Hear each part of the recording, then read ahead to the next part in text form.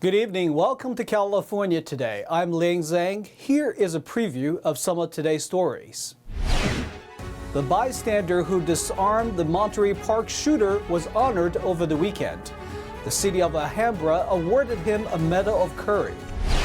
A new state bill is looking to charge fentanyl drug dealers for murder.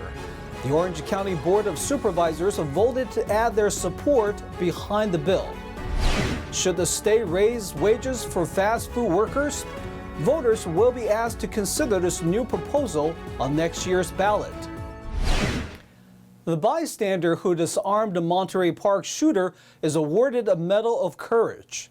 He was honored for preventing further tragedy. The city of Alhambra, California, bestowed him the honor on Sunday. The 26-year-old who disarmed the Monterey Park shooter earlier this month was honored at a ceremony in California on Sunday. Brandon Shea was awarded a Medal of Courage by the city of Alhambra. Shea single-handedly wrestled the assault weapon off of the 72-year-old man who had opened fire at a Los Angeles area dance studio, killing 11 people. Shea said he had known most of the victims personally. They were some of the most caring people I have ever met. And for them to be taken from us is such an excruciating experience. Shea confronted the gunman, Hu Can Tran, when he barged into a second dance club in Alhambra. After a 90-second struggle, Tran fled the scene and was not seen again until Sunday morning when he shot himself behind the wheel of his van. Shea's actions have been credited with preventing further bloodshed. The start of the new year has been extremely difficult, but we have the rest of the year to spread compassion and build back our community. The attack, which happened during Lunar New Year celebrations, has sent shockwaves through Monterey Park, a hub of the Asian American community. Another shooting in Los Angeles, this time in an upscale neighborhood over the weekend. 3 people were killed and several others were injured. 3 women were killed and 4 others were wounded in a shooting at a multi-million-dollar short-term rental home in LA's Beverly Crest neighborhood early Saturday. They were all from different states. According to the Los Angeles Police Department, the shooting occurred at about 2:30 a.m. on Saturday. They were killed inside a vehicle. The police said investigators were trying to determine if there was a party at the rental home or what type of gathering was occurring. No arrests were made yet. This is at least the 6th mass shooting in California this month. A Tesla burst into flames while driving on Highway 50 outside of Sacramento. Firefighters say it took 3 fire engines and thousands of gallons of water to extinguish the fire. NTD's Jason Blair reports. A Tesla Model S caught on fire Saturday while driving on Highway 50 in Rancho Cordova, California. According to the Sacramento Metropolitan Fire Department, it took 6,000 gallons of water and 3 fire engines to put out the fire. They said that the driver noticed heavy black smoke coming from under the car and pulled over. No injuries were reported. The fire department posted on Facebook, quote, "For reference, a fully involved traditional combustion vehicle can be extinguished with a single fire engine's 700-gallon water supply. Electric vehicle fires have been showing to be significantly harder to put out. In April of 2021, a Tesla Model S crashed in Houston, Texas, causing a fire. Firefighters worked for 4 hours and used approximately 30,000 gallons of water before it was extinguished." Jason Blair, NTD News, California. The Orange County Board of Supervisors are supporting a new bill that's designed to help deter fentanyl dealers. The bill would allow prosecutors to charge fentanyl dealers with murder if they sell someone drugs that result in the person's death. Good morning and welcome to the meeting of the Board of Supervisors. The Orange County Board of Supervisors voted unanimously on January 24th to support a new bill that allows prosecutors to charge fentanyl dealers with murder or voluntary manslaughter. That's if someone dies as a result of them ingesting a drug the dealer sold. I was pleased to see during the football games over the weekend that now the NFL is even on board, and there were lots of commercials about the danger of fentanyl. So hopefully, maybe finally, people will wake up because it is extremely dangerous, and we should be making sure that those who are causing the deaths of our teens especially and our community members, that they are held accountable. Senator Tom Umberg modeled the bill, Senate Bill 44, after the state's so-called Watson's waiver warning given to drunk drivers. If a person is caught driving intoxicated again and someone dies as a result, the drunk driver could be charged with second-degree murder instead of manslaughter. Umberg told the Epoch Times this is one tool in the toolbox to deal with the fentanyl crisis. The bill has bipartisan support in the state legislature and is sponsored by 18 other state senators and 13 assembly members. Former Senator Melissa Melendez previously introduced a similar bill in 2021, but it failed in committee later that year. She named it Alexandra's Law in honor of the fatal fentanyl overdose of 20-year-old Alexandra Capleto in 2019. Umberg's SB 44 revived it with the same name. Across the state, 28 other counties already have their own policies for reprimanding dealers responsible for fentanyl deaths.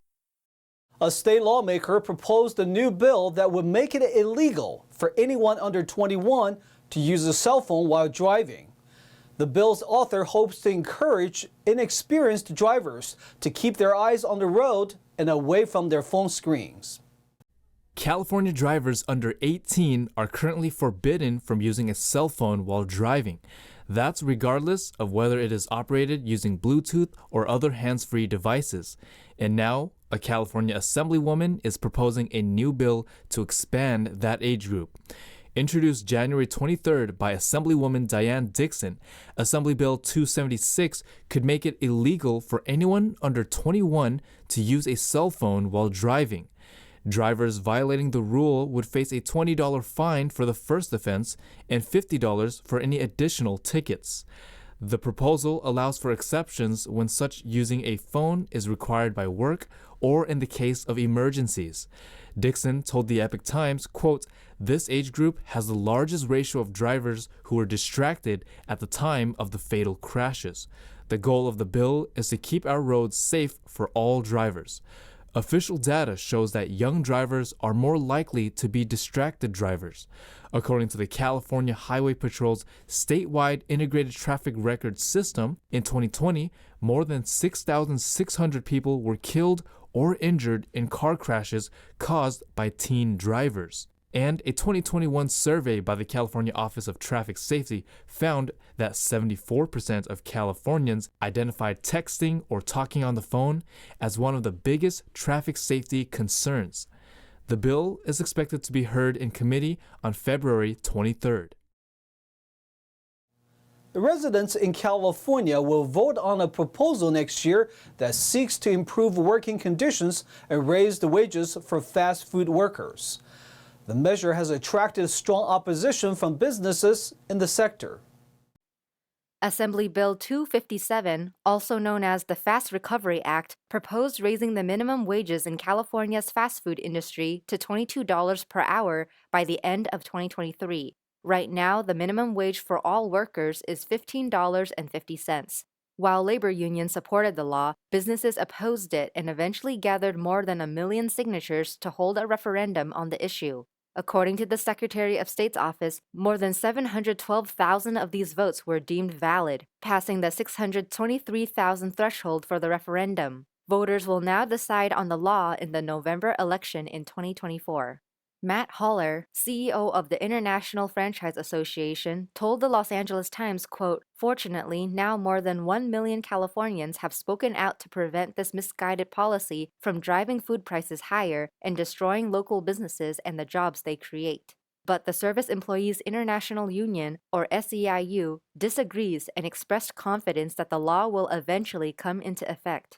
SEIU President Mary Kay Henderson told the Associated Press, quote, "Despite fast food corporations' efforts to distort the referendum process, we know California voters see through their tricks. The Fast Recovery Act was signed into law last September. It was supposed to come into effect on January 1st, but on December 30th, a Sacramento judge temporarily halted the law.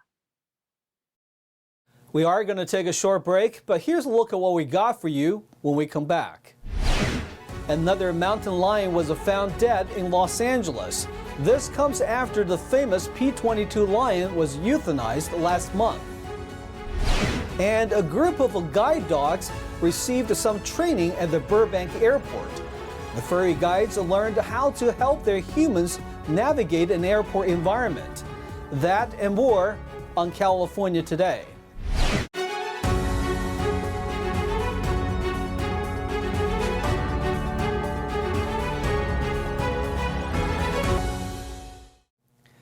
Welcome back to California Today. I'm your host, Ling Zhang.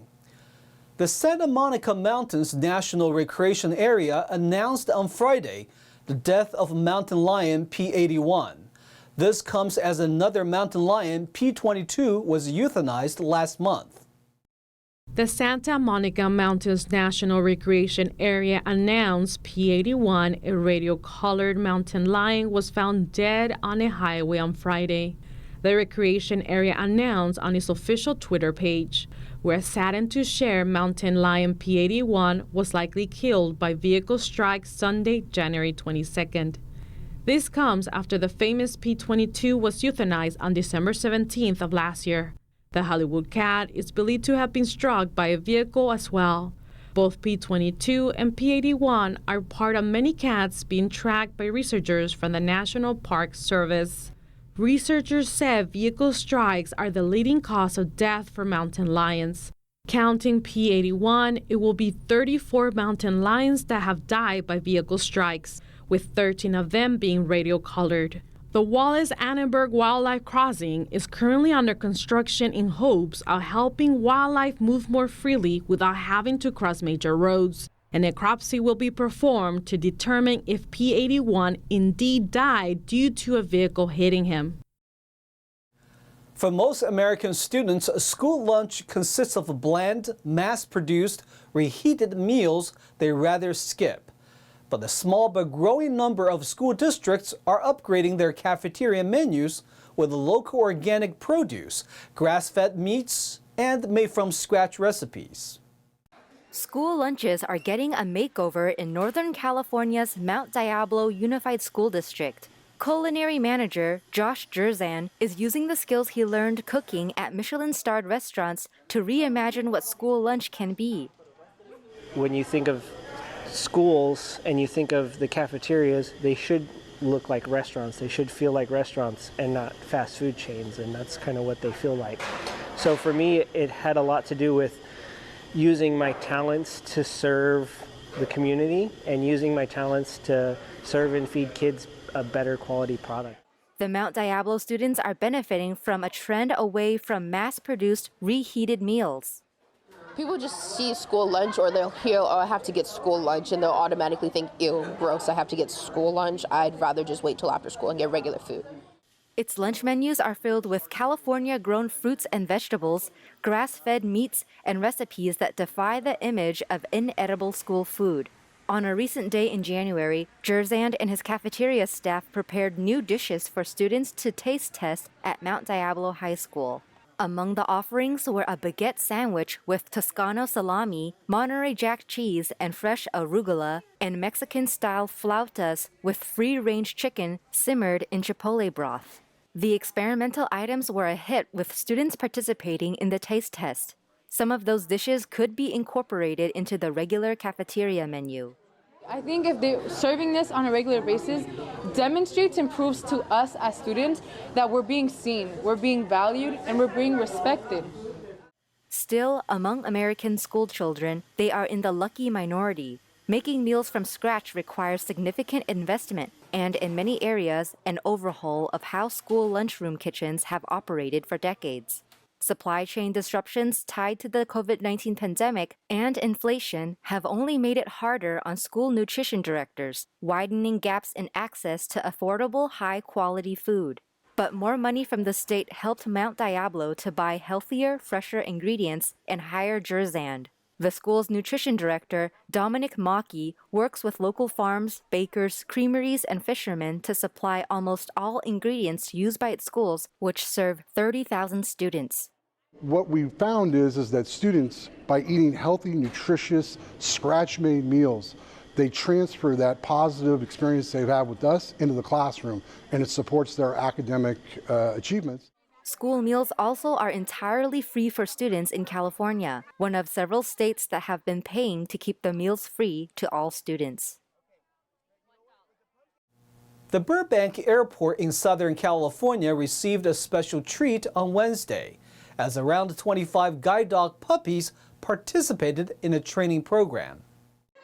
January is National Train Your Dog Month, and at the Burbank Airport last week, 25 puppies were being trained to learn how to behave properly in an airport.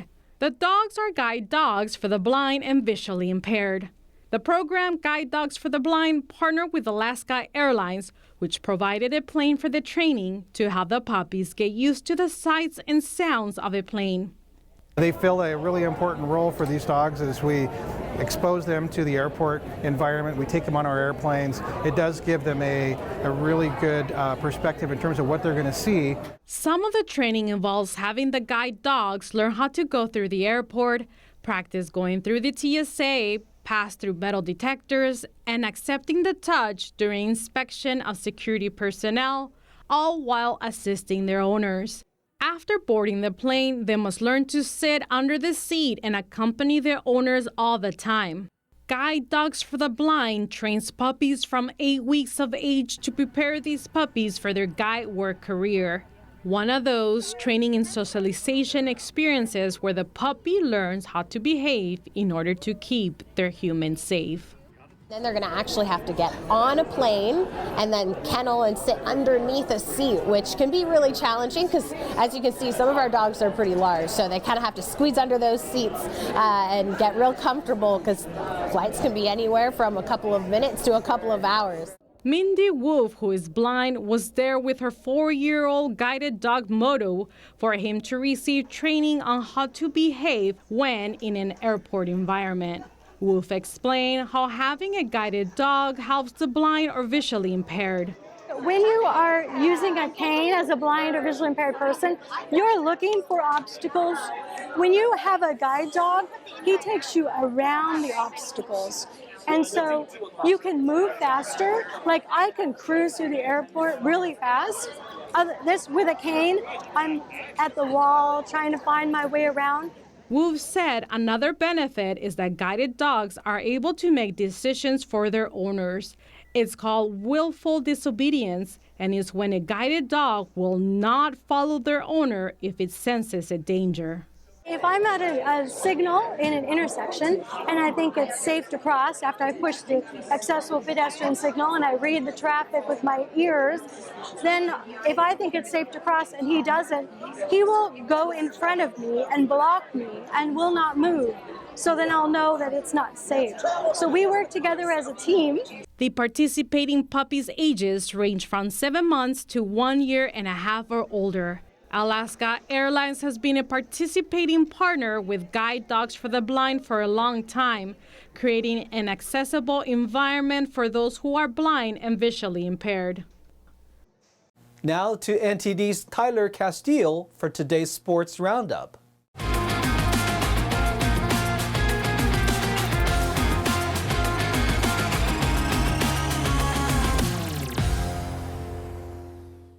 I'm Tyler Castillo, taking you through the California Today Sports Roundup. The San Francisco 49ers lost to the host Philadelphia Eagles after injuries and penalties plagued the Niners. All went south for the 49ers when third-string quarterback Brock Purdy injured his elbow in the first quarter of the game. Fourth-string quarterback Josh Johnson was put in to replace Purdy to play in his first NFC Championship game after being on 13 different NFL rosters throughout his career. The third quarter went as bad as it could for the 49ers as Josh Johnson got injured with a concussion leading the Niners to use Brock Purdy for small tosses as it was clear he was unable to throw the ball.